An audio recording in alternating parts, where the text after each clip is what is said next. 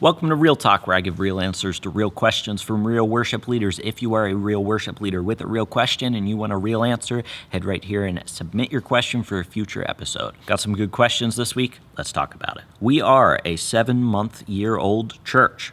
We don't have any musicians to practice. What suggestion would you give us to make our worship better? We're struggling in the area of coordinating together. So you have no musicians. I have to assume a lot about this question. I'm going to assume that you, and maybe some other people, you have some vocalists in your church. And so you're using tracks that you're singing along with, or maybe you're just singing a cappella. What can you do to make your worship better?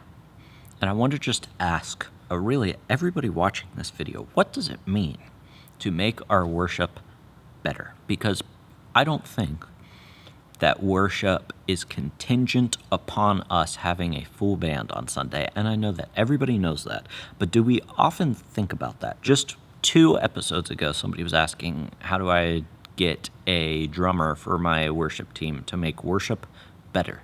And this is the second time this phrase has come up. And my point is, adding more musicians doesn't make your worship better. Now, do we need like a bass line where, we've got to have somebody leading the music, somebody singing? Is it nice to have instruments, especially to play modern worship music? 100%.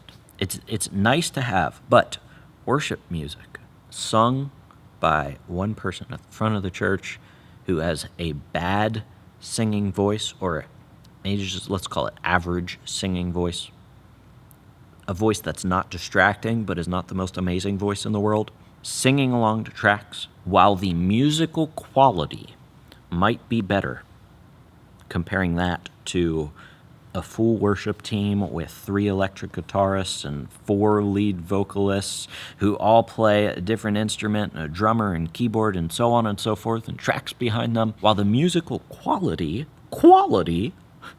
might be better, the worship itself is not necessarily better just because you add more people to it. So I would love to just bust that myth. I'm trying to think how I would rephrase that question, because I get the desire. Like, man, I wish I had more people on my worship team. I wish I had more people on my worship team. But I know that simply adding people to my worship team is not going to make the worship any better. And so I think maybe even in me saying that, I hear this idea that worship is music. I hear this idea that worship is music, therefore, if we improve the music, we improve the worship. And that's just simply not true. Music is a form of worship, but music in and of itself is not worship. Therefore, if we improve the music, it does not automatically correlate to an improvement in worship. And so whether singing a cappella with one average singer or a full band with many of the world's best singers, worship can be equally great between the two, because worship is not based on music. What is worship based on? Worship is based on a heart posture of treasuring God above all other things, and that overflowing into external acts of glorification. It starts in our heart and overflows into external acts of glorification. So I'm just laying the foundation, and then I will give you some practical tips here in a second. But I just feel the need to lay the foundation. That's what worship is. So God can be worshipped no matter what in equally pleasing ways, because music in and of itself is not worship. Now, how would I go about this conversation? And I do go about this conversation, and plenty of worship leaders do in their church, because we all want more worship team members. The way I think about this is, I want the people in my church to be able to use their gifts to serve God, and specifically to edify other people. So I am looking, I've talked about this before, who do I want on my worship team? Obviously, I want believers, which, by the way, is a temptation in your question. How do I improve my worship team? Some people would say, go out everywhere and ask as many musicians to join your worship team as possible, because you're trying to build a worship team. It doesn't matter if they're believers. It doesn't matter if they're unbelievers, whatever it is, just get musicians on your worship team. Now, obviously, I'm exaggerating a little bit, but essentially that's the advice that some people would give. I don't want unbelievers on my worship team because we aren't just playing music, as I talked about before. That's why we need to set the foundation, all right? I want believers on my worship team because only believers can worship in spirit and in truth. Only believers can worship. Therefore, if you aren't a believer, you can't be on my worship team because we're leading worship and you can't worship. I want people who go to my church. I'm not just bringing in people from the outside, even if they are a believer, just for the sake of having them join my worship team.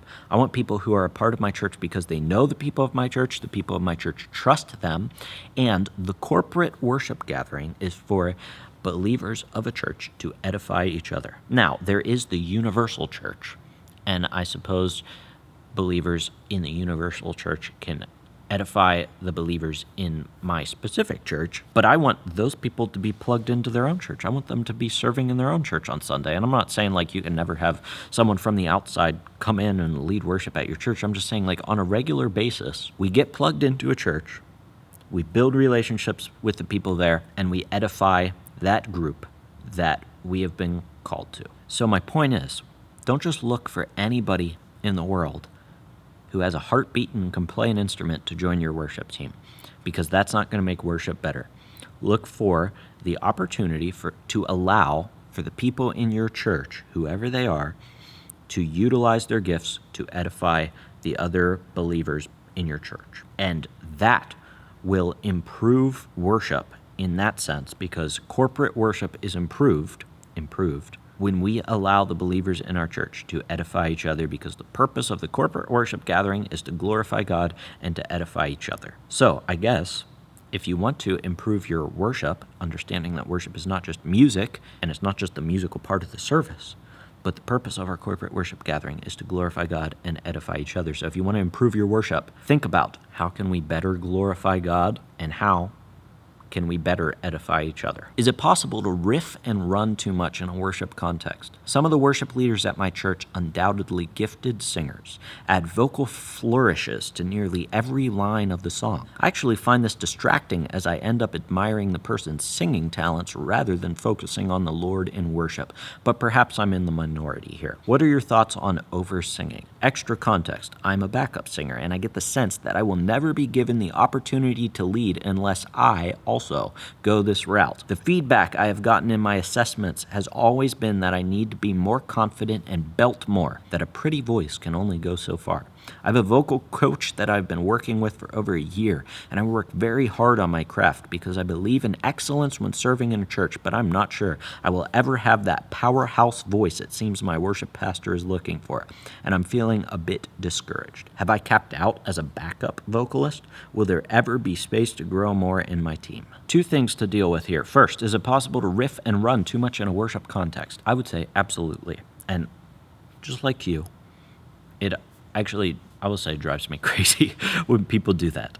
And I know that different kinds of churches, like maybe that's more acceptable. Maybe your church is used to that. But for me, it's not just a cultural thing. It is a foundational theology of corporate worship. And by that I mean, we have to ask ourselves, what is the purpose of corporate worship? Is it for a singer to be on stage and display their vocal talents? For me, that's not how I view corporate worship. And if I ever come with that heart, first of all, my pastor isn't going to let me lead worship anymore. We just talked about this a couple days ago. Not even talking to me about that. He was just talking about the idea that we aren't there to display our personal talents. And if the spotlight is shown on one person for any reason, that betrays the purpose of corporate worship. Corporate worship is meant for us to sing together. When we gather together, we are to let the word of Christ dwell in us richly, teaching and admonishing one another with all wisdom through hymns, psalms, and spiritual songs, with thankfulness in our hearts to God. The key point being, when we gather together, everyone is addressing each other with these songs. And so that means the goal, in my mind, of corporate worship is that the church would be able to sing to the fullest possible extent, which means that I have to, as the lead vocalist, I have to sacrifice my own musical preferences or tendencies or whatever you want to call it so that people can sing to the fullest possible extent. Because the power in the corporate gathering is not me having a beautiful solo. The power in the corporate gathering is the church singing together, teaching and admonishing one another with all wisdom, with thankfulness in their hearts to God. That is the power of the corporate gathering. Not just one person doing all the work and saying, weren't you blessed by my singing? It was, didn't we bless each other as we remembered the truth of God and taught and admonished one another in those moments while glorifying God? And I know that not everybody feels this way, because when I talk about picking song keys, hot topic here, I say, should we pick song keys for the church or should we pick it for the lead vocalist? And I say we should pick it with the church in mind first and foremost. And even if that means that the lead vocalist sounds a little bit worse, and I'm not saying that you compromise and like you can't even sing the song, but understand that the people in your church are average vocalists, and therefore we can't be hitting a high G on every song. We might sound amazing. Our church won't be able to sing that high. So we always give preference to the church, to the gathered body as opposed to one person. And the same is true when it comes to vocal runs and riffs. All right, we aren't up there to display our talents. We are there to use our talents to facilitate the corporate gathering. Corporate meaning that we are together, that we are worshiping together. This is also why I'm not a fan of special music. It falls into the same thing. When we gather together, we are supposed to be singing together, not just one person standing up there having some amazing or less than amazing solo and then everybody clapping afterwards. Wasn't he great? Wasn't she great? And so I would say, you say, I actually find this distracting. I think, yes, it can be distracting. Not only is it distracting, though, it's not the purpose of corporate worship. And that is my bigger problem with it. Now, I also want to be careful and say that maybe that works in some contexts. Maybe you can have these big vocal runs and it's not distracting to your congregation because they're used to that. If that's the case, then go for it. We all lead in our own context. We just don't want the gathering to be chaotic where everybody is doing whatever they want. When we gather together, we are meant to be together. These aren't times of personal worship. These are times of corporate worship. So we have to sacrifice some of the things that we might do in personal worship for the sake of the corporate gathering for us to be able to worship together. Now, when it comes to you singing lead on songs, I think of two things. First of all, I feel like I hear in your question, and I've had these people on my team before too. It's like this person isn't quite ready to lead a song. Why? Because they can't confidently lead a song, and they sing like this. Oh, what a beautiful name it is. What a beautiful name it is. Right? Like, I'm not sure if you're singing like that or not, but I'm just trying to discern what your worship team leader is saying when, like, I need you to be more confident and belt more. I think what they're saying, like, it can't just be a pretty voice. Like, a pretty voice is like, what a beautiful name it is, the name of Jesus. Maybe that's not pretty, but like this airy, high voice. When your worship team leader is saying, like, I want, what a beautiful name it is, the name of Jesus. There's like this airy breathiness that I think, for the same reason that I would not do vocal runs, because I want my church to participate, in the same reason, an unconfident, airy voice that doesn't cut through the mix of the song does not lead people in corporate worship as well. And I hope that that's not like super offensive, but I'm just saying, like, and I noticed this with people that I've led worship with before too, is like, I want them to sing confidently, not for the sake of even sounding better, but for the sake of being like, I believe these truths and I'm going to lead you in singing them. So when we sing, what a beautiful name it is, what a powerful name it is, but you're singing it, what a powerful name it is, what a powerful name it is. Like, First of all, people, I don't know, that's not powerful to me.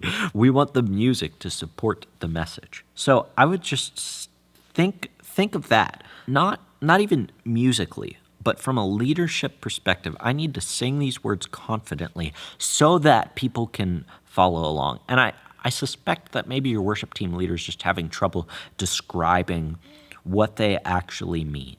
And I would suspect that they mean that you're singing like the way that I talked about, where it's like not confident enough to lead your church in the musical time of worship. And it really has nothing to do with the runs and stuff like that. At least I hope it doesn't, because that, if your worship leader's like, you need that, then that's not the purpose of corporate worship. But the purpose of leading corporate worship is that we would be confident enough to lead the people in front of us. It's kind of like if your pastor got up and preached and they didn't really know the Bible and they were just like fumbling around up there for 30 minutes.